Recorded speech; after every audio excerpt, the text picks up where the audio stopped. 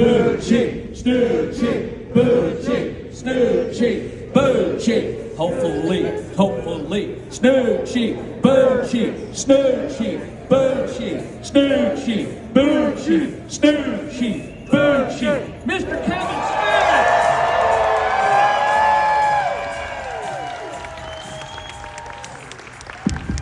Kids, man, how are you doing? Happy Con, everybody. Hope everybody had a great day today. I had a lovely day. For those of you who took pictures with me and had me sign stuff, thank you so much. The older I get, the more meaningful that stuff gets. I don't want to depress anybody, but there's less life in front of me than there has been behind me. And you're like, why? I came to laugh, motherfucker. Like, don't you get existential on me. But the older I get, the more important this is to me. So thank you so much. Kids, we got a half an hour, man. So let's talk about whatever it is you want to talk about. Are there microphones in the aisles? All right. Or you just stand up there. Is somebody hands up? What's your name, Captain? Give it up for Tom. Tom's first. All right, Tom, take us there. Can I talk about the Dogma sequel? Yes. For those who haven't been paying close attention, for the last month I've been out there touring with Dogma. We got the rights back, so we've been able to take it out into the world. Thank you. And so for the last month, I've been going city to city. We did 20 cities across the USA. And then we wound up going back to the Cannes Film Festival. We had gone in 1999 with the movie, and then they re-invited us this year to take part in a section called the Cannes Classics. So you can only go in that section if you've been there before. Generally, it's a 50-year gap. They want you to have been there 50 years ago or more, but they made an exception for us for 25 years. They were like, all right, come on. Probably because they assumed I wasn't going to live that fucking long or something. So when we went to Cannes, I'll be honest with you, like, at first when I found out, I was like, oh, that's fun. Like, fucking how neat. Like, what a weird, wonderful victory lap for something I did a long time ago. But I hadn't been to Cannes in a while. We went in 1994 with Clerks, and that was unexpected. Never made Clerks going like, this will play at a film festival, let alone that film festival. Somehow we wound up in it. We won 2 prizes, it was kind of sweet. Then I came back in 1999 with Dogma, and then I went back one more time, 2006 with Clerks 2. And that was the last time I've been back, so it was like 19 years ago. So the message that I thought was being very clearly communicated was, you don't make Cannes-worthy movies anymore, you know? So that was fine. I was like, well, maybe that was like when I was young and fresh in my career and stuff. And I tend not to bitch about the things I don't have. I just appreciate the things that I do have and the things that have happened. So I didn't sit there and be like, fucking man, they'll never have me back. Going back this year was a total surprise, and it felt like a victory lap. Felt like, oh, that's kind of sweet. I never thought I'd go back to the festival, but here I am, but on the back of some old shit we did, but I don't give a fuck, that's great. And so I went, the last time we went in 99, Jennifer was pregnant with Harley. So when we went up the stairs of the Palais, Harley was there, but in utero and stuff. This time, Harley came back with us, and we got to go up the steps, and Harley got to walk on her own accord. She's not like Jen was like, Jesus fucking Christ. So it was kind of a singular experience of like, you walked these steps before you were born, and now you're doing it now, and like your parents think that's everything, that's so fun and what. And I thought that would be the best that I got out of the festival. But while I was there for the week, like it was crazy. I was walking the Croisette, that's where the festival is, up and down. So it's in the south of France in Nice. And it's just fucking beautiful. And it's for 2 weeks, it's all movies from around the world and shit like that.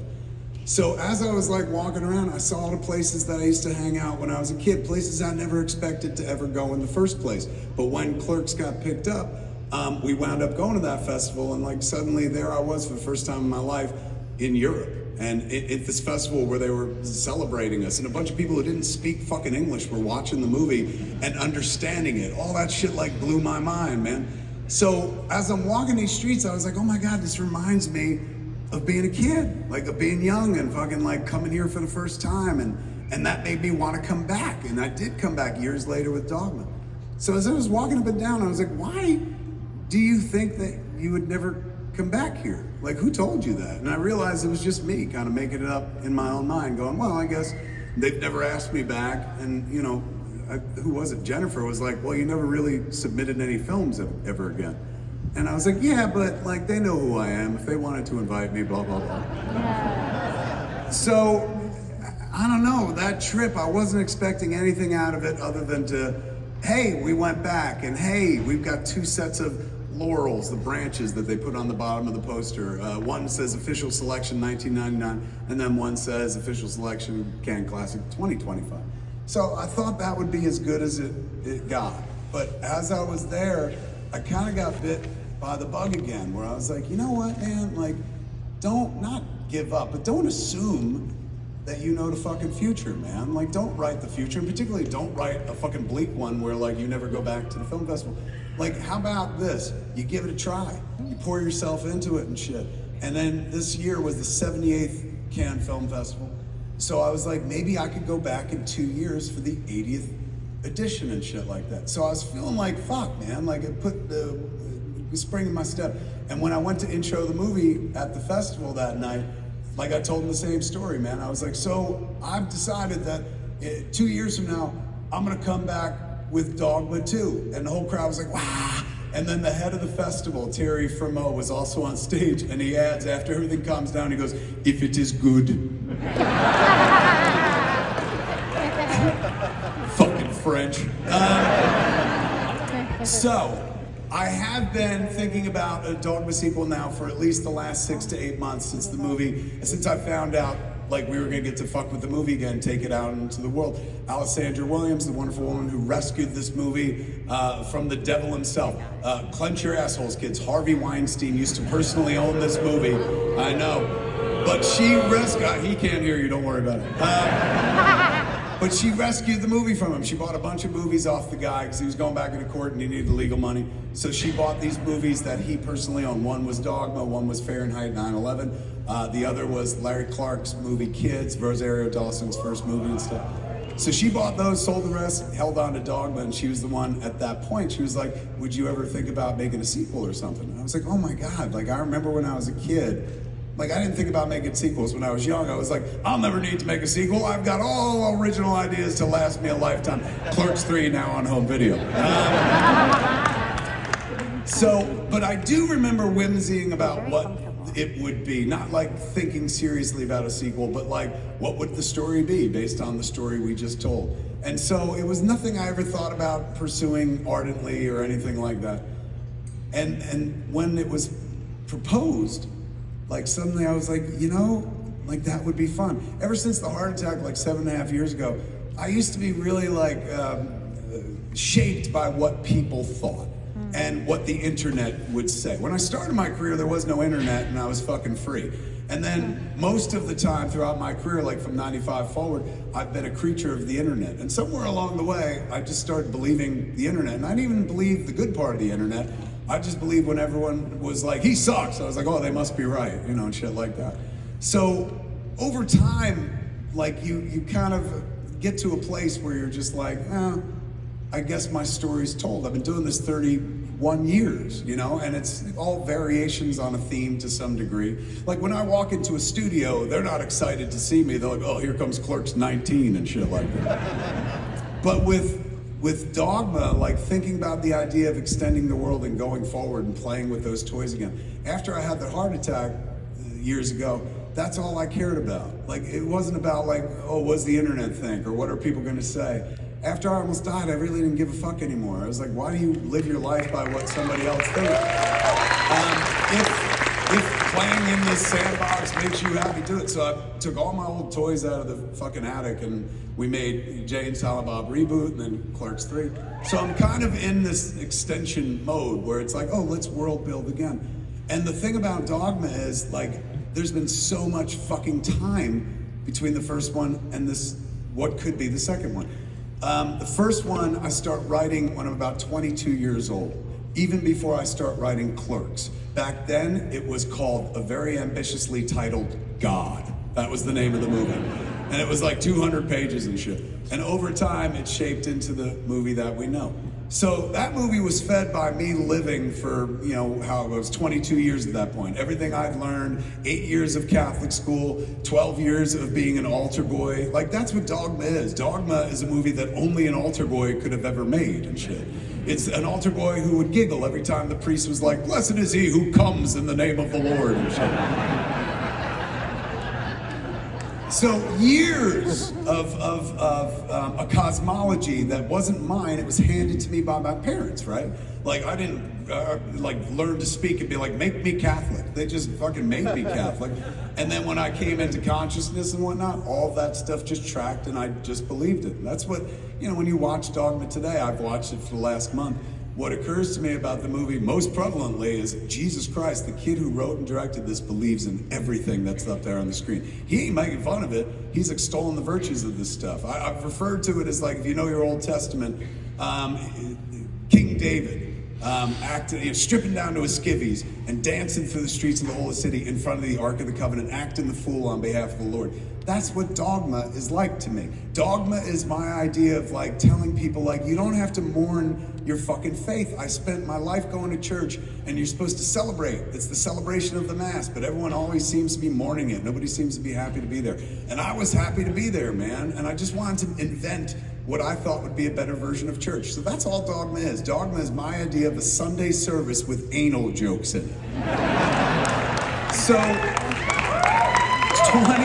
22 years of a life fed that, and then another probably 6, because I didn't start shooting it till I was 28. So 28 years of a life, and even got to knock off the first few because I was just like, oh, a baby and whatnot. So you figure by the time I start understanding shit, like, which is about maybe 3 or 4 years old. So that's aggregate 25 years went into writing what Dogma became. And if I had, you know, if the movie had done gangbusters and they were like, you got to do a fucking sequel, like within the next year or some such shit, it would have sucked, because like 25 years fed that movie. And then it would have been like 2 years or less feeding a fucking sequel. And the sequel wouldn't have had depth or meaning, it just would have been a sequel. It would have been like, Rufus is back, you know, fucking Bethany's back, and Jay and Silent Bob. Like, we just would have went for fun. It's been 25 fucking years since I worked on Dogma. So I've gotten to live this entire fucking life, just like I had an entire life before I wrote the first one. And in the life that I've had since the first one, many things have happened, including I almost died, went fucking crazy, got married, had a kid, had this gigantic real life, as opposed to when I was a kid, before I, you know, made the first Dogma, I lived at home, went to school, fucking like tried making clerks, and that was it. So I'd had a little life, but I've had so much fucking life since then. And it's a life that has been unfettered by the cosmology I was fed as a kid. That being said, the last 25 years of my life have not been lived very Catholic. That being said, I don't mean I've been leading a sinful fucking life.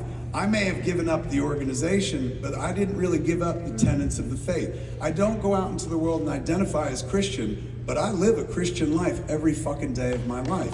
That's because it's nothing to be proud of. It's the way we should all be living, man. You just got to put people in front of yourself. I know it's fucking difficult, man, because we get one shot at this life. So naturally, we want to do it for ourselves, and we should. You are the main character of your fucking own story, the hero of your existence. But putting other people in front of you is just a noble way to live. And so that's the way I've always done. It's the way I was raised and shit. That's what that faith is supposed to be about. And just because I don't go around pulling out my Catholic card or my Christendom card and shit, doesn't mean they didn't have good fucking ideas. Ideas that have fed me. God bless you, COVID. Ideas that have fed me through most of my life, even when I've left the church behind and stuff. So that being said, there's so much to fill this fucking script with, man. And for the last 6 to 8 months, all I've been doing is writing. Writing is not this shit. Like, when you mash your fingers on keys, that's the final step. To me, I don't consider that writing. That's the conclusion of writing. That's the end step. Writing is everything you do up until that moment that you sit down and go and start spilling it out. Writing is driving around in traffic and disassociating, just being like, I wonder what Jay and Silent Bob would do today, and then almost get into a car accident and shit like that. That's writing. Writing is walking the dog. And then when the dog stops to take a shit and its asshole opens, you don't want to look at it. You look away and you start thinking about other shit. That's fucking writing as well. So I've been writing for the last 6 to 8 months and having a fucking blast. It's the whimsy stage. It's where it could be anything, man. Like one day it's gonna be a concrete thing that people will have a judgment for. They'll be like, I liked it, I didn't like it, whatever the fuck. But right now, it's that exciting stage where it could fucking be anything. And I know what it is, because I've been working on it. And my God, I fucking love it, man. I saw an article online recently, because I've been out there talking and shit. And the article is like, whatever Dogma 2 is, Kevin Smith sure seems to like it, you know. And I do, it's like, here's the thing.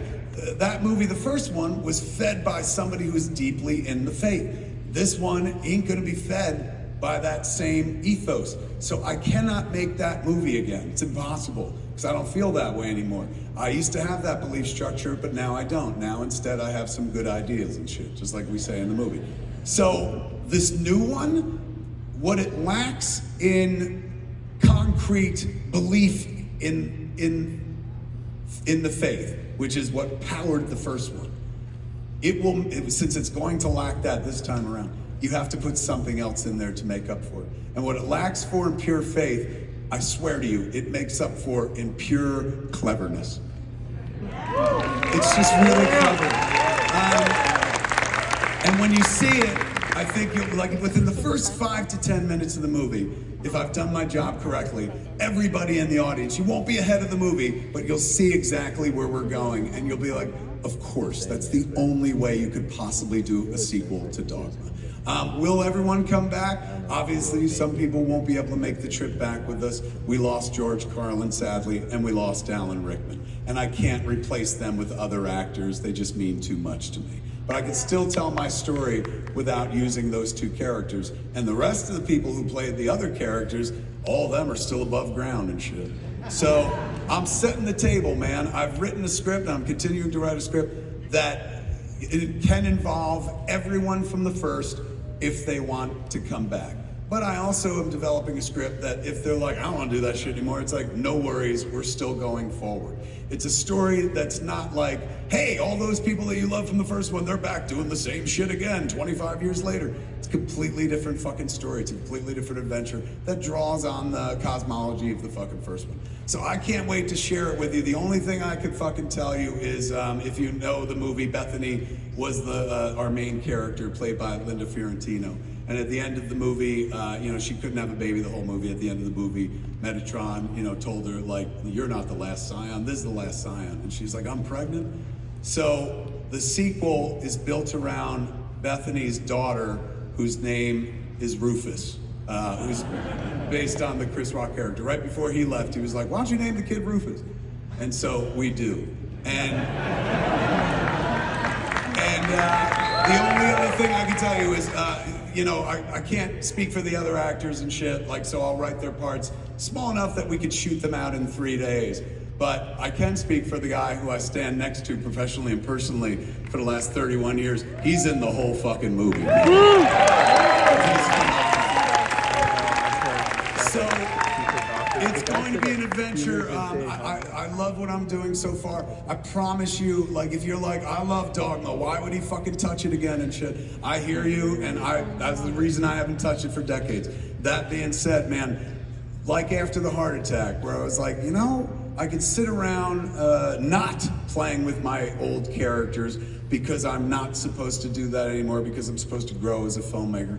Or I could just fucking have fun. And that's what I got into this business to. I didn't get into this business to make money, thank God, because Kevin Smith movies don't make fucking money and shit. I got into this business just because I wanted to. I loved movies growing up, and it seemed like, other people are doing it, maybe I could fucking do it too. So I didn't do it going like, man, I want to get famous, I want to win an Oscar and shit like that. I just wanted to storytell, and I never really thought past the first one. And the first one created this entire fucking career, which I've been on for 31 years, this wonderful journey that you all have enabled. There's some people in this room who've been with me since fucking Clerks. I met y'all when I was on tour and shit. People who are like, I went on Clerks as a first date with this chick. Now we got 4 kids. It's your fucking fault. I love being woven into the tapestry of the audience's lives, man. That is so incredibly fucking meaningful for me, and it makes up for all the money I don't make by being a fucking Kevin Smith filmmaker. That being said, kids, I would not fuck Dogma up. Like, I love the movie too much. It seems to be fucking held in high reverence. Like, they've re-reviewed the movie now that it's coming out.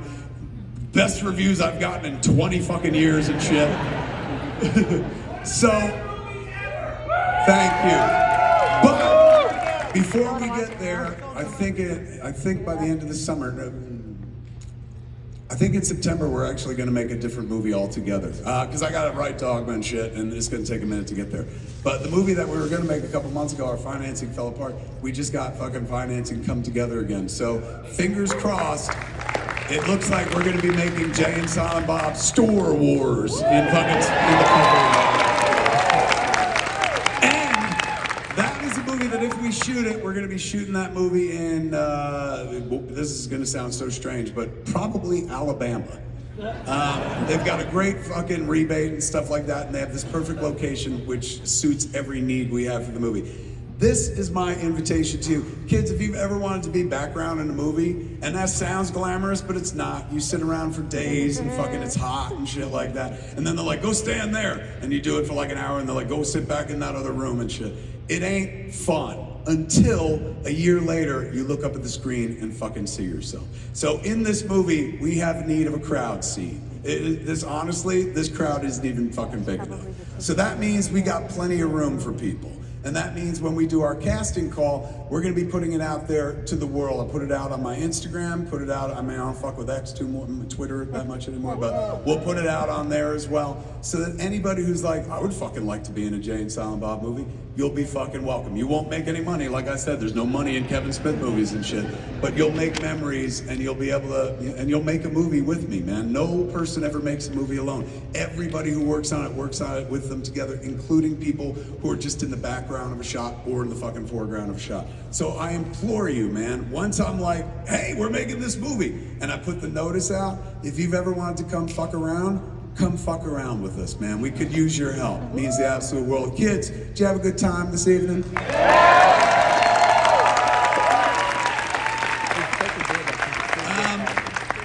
Before I get out of here, I want to tell you like one fucking funny thing, man. And it's about Dogma, since we're in Dogma world right now.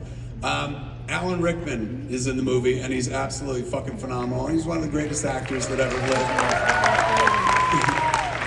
When we were making the movie, there's a term of art in my business. It's called a line reading. A director can give a line reading to an actor if an actor is saying the line by the director's estimation incorrectly. Maybe it's not hitting where you hoped it would be. As the writer, I have a version in my head how I hear all the fucking dialogue. So when an actor doesn't hit it, I used to jump in and be like, no, say it like this. So when you tell an actor how to say a line of dialogue, it's called a line reading. Did it for Jason Mewes for all of Clerks. That whole performance is my hand up his ass going, snooch to the nooch, and shit like that. So when we got to Mallrats, worked with the late great Shannon Doherty for the first time, and at one point Shannon said a line differently than I heard it in my head, and I was like, oh Shannon, don't say it like that, say it like this. And I gave it a line reading, and Shannon goes, did you just give me a line reading? And I said, is that what it's called? Yes. I never knew what it was called. She was going, Kevin, you can't do that. I know you're new in the business, so you don't know this, but like,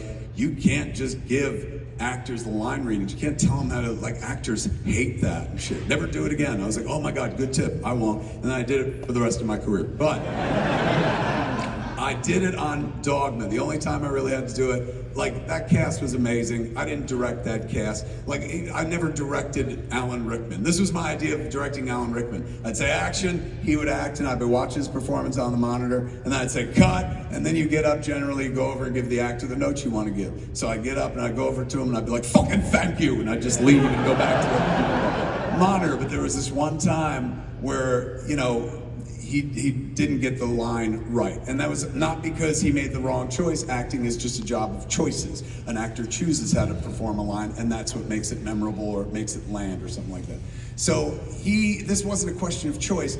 this was a question of, in order for this line to work, you had to have seen another movie. And he was not familiar with the movie. So the line was wax on, wax off. And Alan had never seen Karate Kid. So instead of doing the line the way it was done in the movie, Alan acted the line. Like he made a choice and delivered it in a way that Mr. Miyagi never would have and shit. So because of that reading, the joke would have died. It wouldn't have made sense because his reading was like, wax on, wax off, just huger than life and shit. So I jumped in, I was like, Alan, that ain't it, man. I was like, basically it's from Karate Kid. You gotta say it like this, wax on, wax off. And then Alan fucking does a slow turn. You're me, and I'm Alan. Alan goes, royally trained, Kevin. Ladies and gentlemen, you have a good time this evening. I can't thank you enough for coming out. Thank you for hanging out all day. I'll see you next year here at Phoenix Fan Fuse. I love you all. Good night.